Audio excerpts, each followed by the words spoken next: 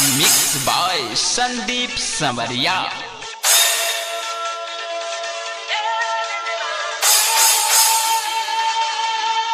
बोले बोले